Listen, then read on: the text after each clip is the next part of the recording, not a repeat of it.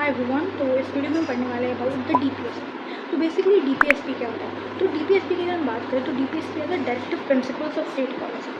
आज नाम से ही पता चल रहा है कि ये कुछ ऐसे प्रिंसिपल्स है जो कि डायरेक्ट कर रहे हैं गवर्नमेंट को on regarding the state policy, the nation policy, the country policy. And ये बेसिकली क्यों लाए गए हैं? For the welfare of the citizen. ठीक है, देखो इंडिया जो है वो स्टार्टिंग से जब इंडिया डिवाइड हुआ था, जब इंडिया को इंडिपेंडेंस मिली थी, इंडिया का पार्टीशन हुआ था और लार्ज स्केल वायलेंस हुआ था, कॉमनल टेंशन इंडिया में थी। एंड इन्हीं सब चीज़ों के साथ साथ एक और चीज़ जो बहुत कॉमन थी इंडिया में वो थी उस टाइम पे poverty, economic decline of the people. तो इस इकोनॉमिक डिक्लाइन को कवर करने के लिए, इस पॉवर्टी को कवर अप करने के लिए और इंडिया को वापस से फाइनेंशियली स्टेबल बनाने के लिए इन डीपीएसपी का यूज़ किया गया। तो डीपीएसपी जो है हमारे पार्ट 4 में है इंडियन कॉन्स्टिट्यूशन के। एंड ये बेसिकली हमारे आर्टिकल 36 से आर्टिकल 51 तक है। एंड ये हमने लिए है आयरिश कॉन्स्टिट्यूशन से, द कॉन्स्टिट्यूशन ऑफ आयरलैंड से हमने इन डीपीएसपी को अडॉप्ट करा है ताकि हम अपनी कंट्री को, अपने इंडियन यूनियन को एक वेलफेयर स्टेट बनाएं और उस वेलफेयर स्टेट बनाने से हम इंडिया का प्रमोशन करें, उन्हें सोशली जस्टिस मिले, उन्हें इकोनॉमिकली जस्टिस मिले, उनका एम्पावरमेंट हुए और इंडिया जो है वो इकोनॉमिकली सेल्फ सफिशिएंट बन जाए। तो डीपीएसपी की बात करें तो डॉक्टर भीमराव अम्बेडकर ने इन्हें नोबल फीचर्स बताया था इंडियन कॉन्स्टिट्यूशन का। क्यों? क्योंकि ये एक तो नॉन इन्फोर्सेबल है और नॉन जस्टिशिएबल है, लेकिन इसके बाद भी ये सिग्निफिकेंट रोल प्ले करते हैं ताकि कंट्री का प्रमोशन हो सके, कंट्री जो है वो इकोनॉमिकली बेटर बन सके एंड लोगों का वेलफेयर हो सके। और ये हमारी गवर्नमेंट को गाइड करता है डिफरेंट पॉलिसी मेकिंग में, लॉज मेकिंग में, ताकि लोगों का प्रमोशन हो सके, लोगों का वेलफेयर हो सके, लोगों का वेलबींग जो है वो ध्यान में रखा जाए। अब मैंने बोला कि जो डीपीएसपी है वो नॉन इन्फोर्सेबल और नॉन जस्टिसेबल है। तो इसका मतलब क्या है? देखो, नॉन इन्फोर्सेबल और नॉन जस्टिसेबल मतलब है कि अनलाइक फंडामेंटल राइट्स, आपको अगर गवर्नमेंट कोई भी पॉलिसी इम्प्लीमेंट नहीं करके दे रही है, कोई भी पॉलिसी नहीं बना रही है, तो आप उसके अगेंस्ट कोर्ट में जाके गवर्नमेंट को सू नहीं कर सकते हो। तो नॉन जस्टिसेबल मतलब है कि आप इसके लिए जस्टिस मांगने के लिए कोर्ट में नहीं जा सकते, अनलाइक द फंडामेंटल राइट्स।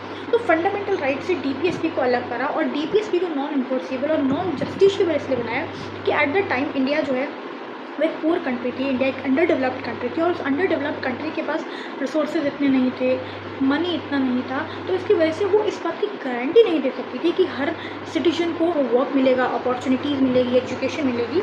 तो इसीलिए इसे कंपल्शन नहीं रखा, बट इसे स्टेट के वेलफेयर के लिए एक इम्पॉर्टेंट पार्ट जो है माना जाता है। अब मैं इसके फीचर्स की तरफ बढ़ते हैं। तो देखो, फीचर्स की तरफ बढ़े तो उसके बहुत सारे फीचर्स हैं।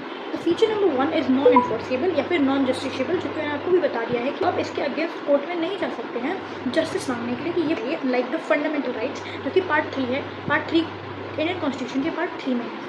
और इन्हें नॉन जस्टिसेबल इसलिए बनाया था क्योंकि एट द टाइम जो इंडिया हमारी कंट्री है वो इकोनॉमिकली वीकर थी, इतने रिसोर्सेज नहीं थे, उन पर मनी कम था और इसीलिए अपॉर्चुनिटीज़ देना लोगों को, जॉब देना लोगों को और ये कंपल्शन बना देना और एक गारंटी देना थोड़ा मुश्किल था। Okay, so now the second feature of the DPSP is positive application.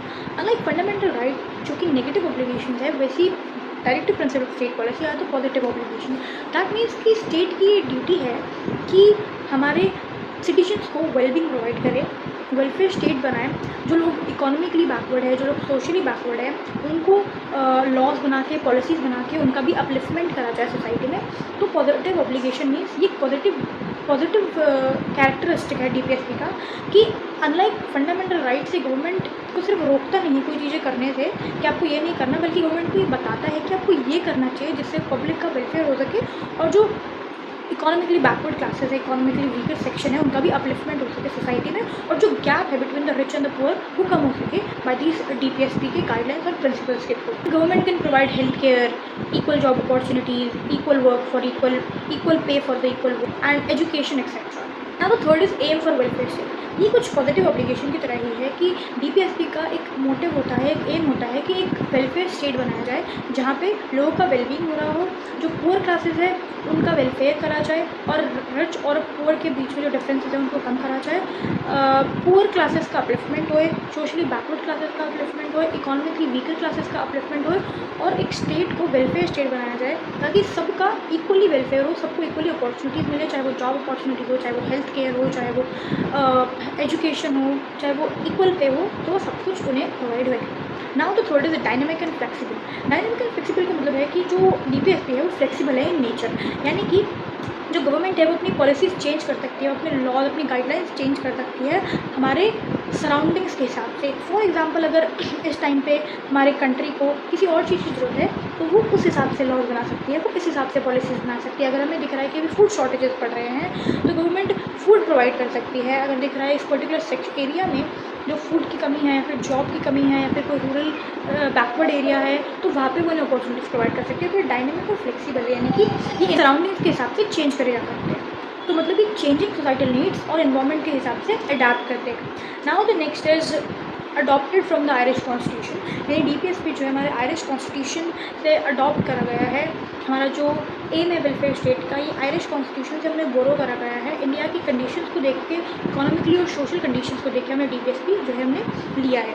देखो जो फंडामेंटल राइट्स है ना वो बेसिकली कंसर्न है विद द पॉलिटिकल फ्रीडम, और यहीं पे विद द पॉलिटिकल जस्टिस, और यहीं पे जो DPSP है it is concern with the economic and the social justice and social freedom. Now the next is reflect socialist, Gandhian and liberalist principal.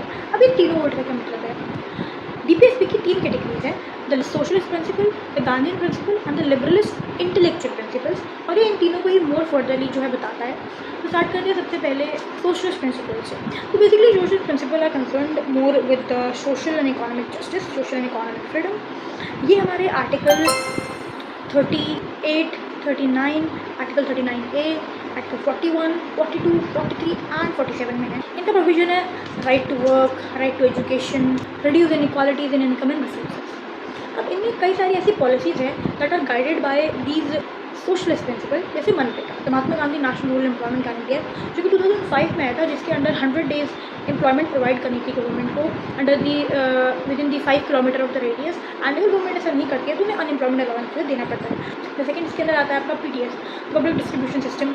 इसके under minimum support prices में government ने farmer से food grains लिए थे and then वो publicly distribute करती थी to the people, और ये हमारी फूड इनसिक्योरिटी को हटाता है। जो हमारा मनरेगा है वो हमारा राइट टू वर्क को रिफ्लेक्ट करता है एंड लाइवलीहुड सिक्योरिटी को रिफ्लेक्ट करता है। Then the third is right to education act in 2009। इसके अंडर मैंडेटरी और फ्री कर दी थी education to the children of age group between 6 to 14 years and reservation in the private and government school as well, जो economically weaker section है उनके लिए। Then next is Ayushman Bharat. Ayushman Bharat के अंदर हमारा 5 लाख बजट जो है फिक्स कर दिया था, हेल्थ इंश्योरेंस दिया गया था for the families per person per family per year, and ये डील करता था with surgeries, with medical examinations, with any test. Then next is Gandhian principle. तो गांधीयन प्रिंसिपल रिफ्लेक्ट करते हैं गांधी जी के विजन को इन द गवर्नेंस, जैसे कि विलेज का अपलिफ्टमेंट करना और प्रमोशन करना SC/STs का भी, उनको भी वीकर नहीं रहने देना, प्रमोशन करना कॉटेज इंडस्ट्रीज़ का, प्रोटेक्ट करना कैटल को।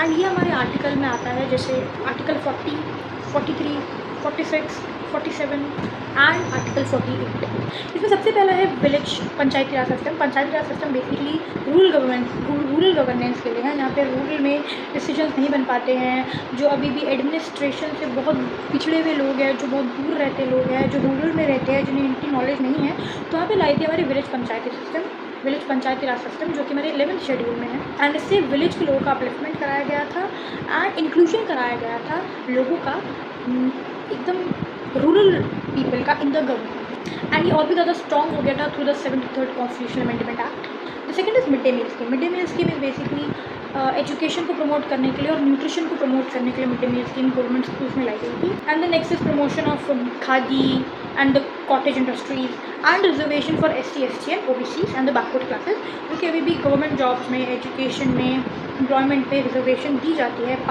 पॉलिटिक्स में रिजर्वेशन दी जाती है to the SC/STs and the OBCs। Now the final is liberal intellectual principle. ये मॉडर्न गवर्नेंस को ज़्यादा रिफ्लेक्ट करते हैं एंड ये लिबरल थिंकिंग पे बेस्ड है। इसमें आपके आर्टिकल्स आते हैं, जैसे article 44, 45, 48A, 49, article 50 and article 51, the promotion of international piece.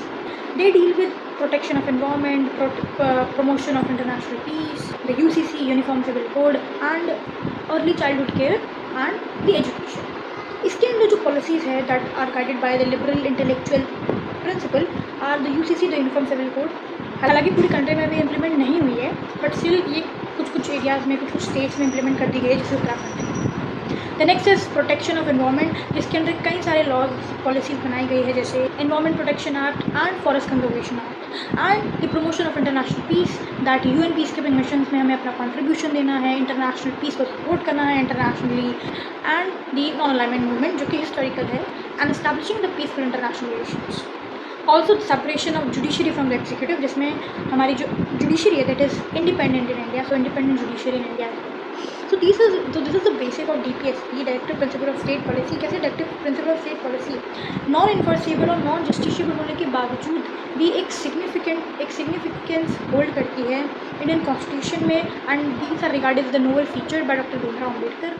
So yeah, this is the video. Hope you guys like it. Do subscribe for more such content and meet you in the next video. Bye.